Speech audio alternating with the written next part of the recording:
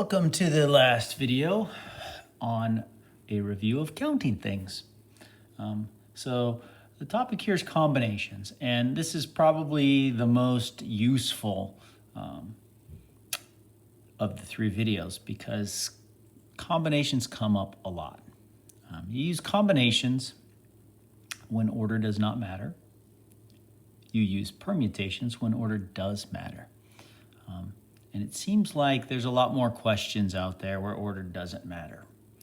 Lots of questions about playing card games, for example, or just reaching into a bag and grabbing things out, in which case you just kind of come up with a handful of items, so it doesn't really matter which one you touched first, so to speak.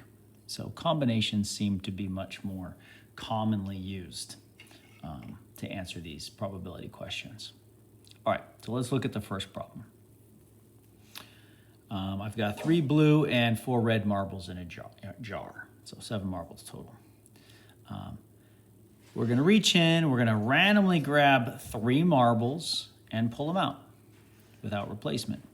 Okay, so it really doesn't matter which one I touch first, right? All that matters is I get 3 red. Doesn't matter which red marble I grabbed first and which one I grabbed second, so on and so forth. Okay, so those are really the keys. You're going to be using combinations when order doesn't matter and when there's no replacement. That's when this comes in handy. Okay, so let's take a look. We'll do it kind of the old school way, knowing nothing about combinations, right? My first marble could be blue or red. My second marble could be blue or red. And my third marble, blue or red. Okay, so I just created a tree diagram here, and it didn't take too long, right? I could answer the question like this, but imagine if there's 100 marbles in the jar. Now I don't want to create a tree diagram. But we'll do it this way, and then we'll show you the way to do it using combinations. All right, so the first marble being blue, that has a probability of 3 out of 7. First marble being red, 4 out of 7. Now there's no replacement. So as I move down my tree, this branch I've removed a blue marble. So that means there's 2 blue marbles left, and I've removed a blue marble, so there's 6 marbles in total. Okay, and so there's still 4 red out of 6. Okay, moving on this branch, there's only 1 blue marble left out of 5. Okay, there's still all 4 red marbles out of 5. Okay, so there's the top branch. All right, let's see, blue then red. Well, now I've removed 1 blue. There's 2 left out of 5. And I've removed 1 of the reds, so there's 3 left out of 5.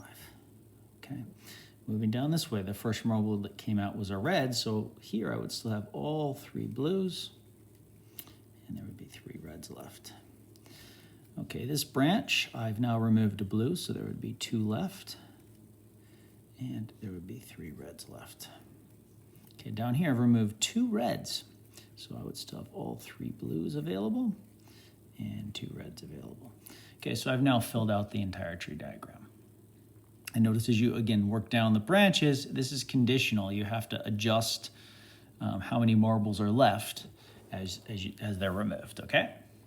All right, so now let's see, what's the probability all 3 are red? So that is first one red, second one red, third one red, okay?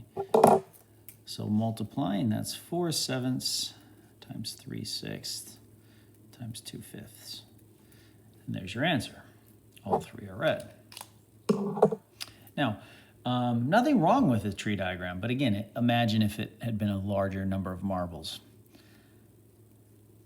I could use combinations. So the easy way to do this is note how many we want all red. How many reds are available? Well, there's 4 available.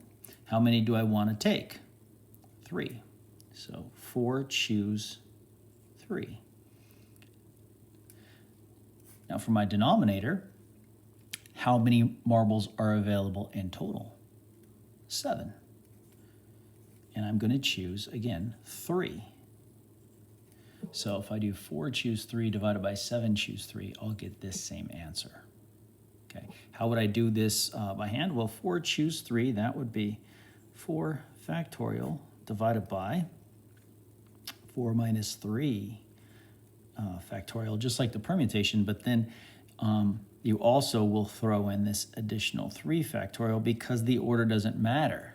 There's 3 factorial ways you can interchange the items. Okay, so that's that. And then your denominator over here would be 7 factorial. 7 minus 3 factorial and 3 factorial. So that's how you could work this out by hand. I guess I could do the whole thing by hand if you want, but this is going to equal that. Short on space.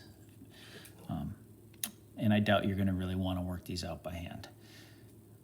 Anyway, there is a button on your calculator that's probably what you're going to use rather than working them out by hand.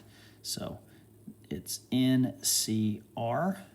It's under the math menu, probability. It's right by the NPR or permutation key. So this is the combination button.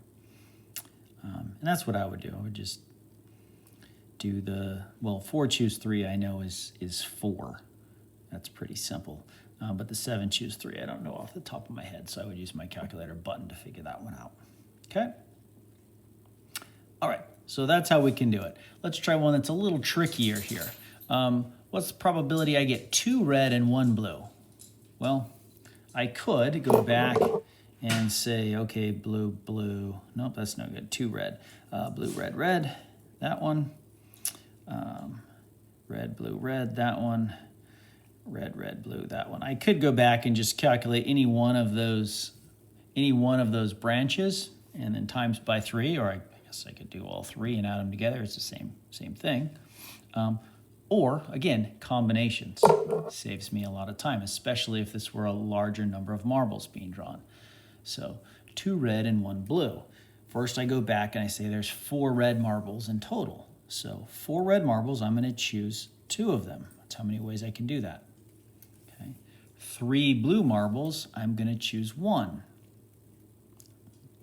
Sorry about that. 3 blue. Choose 1. Divided by, again, the total. 7 marbles in total. I will be choosing 3. And there we go. This will answer the question much faster and easier than making a tree diagram. And it both work. Okay, but again, this is a nice shortcut when you have larger pools of marbles in this case. Okay. So there you go. That's combinations.